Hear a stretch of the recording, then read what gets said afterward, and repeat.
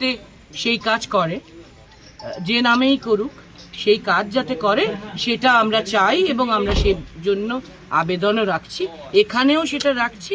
এবং জেনেছি যে এনাকে যে তুলে নিয়ে যাওয়া হয়েছিল স্বাস্থ্যমন্ত্রীর কাছে সেরকম একটা আভাস তিনি পেয়েছেন, কিন্তু এখনো কোনো সরকারি অফিসিয়াল ঘোষণা আমরা শুনিনি।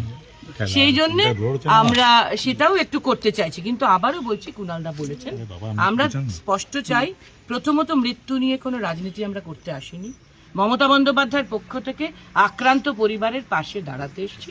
দ্বিতীয়ত, খুব গুরুত্বপূর্ণ যে আশাকর্মীদের কাজ মা এবং বাচ্চাদের নিয়ে, তারা ইকোয়াইসির মতো একটি এক্সপার্টিজি কাজ, দক্ষতা সম্পন্ন কাজ জানেন না। একদিনের ট্রেনিংয়ে গাঁয়ের গরিব মেয়েরা সেটা জেনে উঠতে পারবেন না।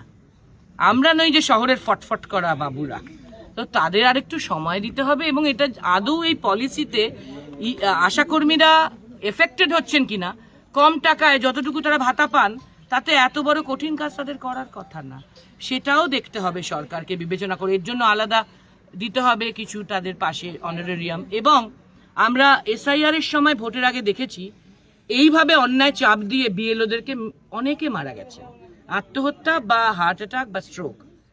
আশাকর্মীদের মধ্যে এই যেন পুনরাবৃত্তি না হয়। আমরা সমস্ত আশাকর্মীদের জন্য এই আবেদনও সরকারের কাছে রাখতে চাই যে এটা ঠিক হবে না। আর তার উপর নেটওয়ার্কের প্রবলেম, ওরা কাজটা জানে না, তাই কাজটা একটু ধীরে হবে, এটাই স্বাভাবিক। এর জন্য আবার বিধায়ক এসে চাপ দেবেন, খারাপ কথা বলবেন, এটা অত্যন্ত নিন্দাজনক। এটা আমরা একেবারেই পছন্দ করছি না।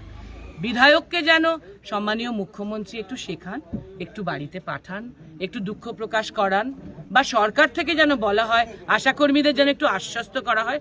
কারণ তারা যে দুঃখিত, চিন্তিত, ক্ষুব্ধ, সেটা আশাকর্মীদের মুভমেন্টে বোঝা যাচ্ছে। আমরা আবার বলছি, কিংবা রুম্পা মণ্ডলের পরিবার কিংবা আশাকর্মীদের নিয়ে আমরা কোনো রাজনীতি করতে আসিনি। মমতা বন্দ্যোপাধ্যায়ের পক্ষ থেকে আমরা আক্রান্ত মানুষদের পাশে দাঁড়াতে এসেছি।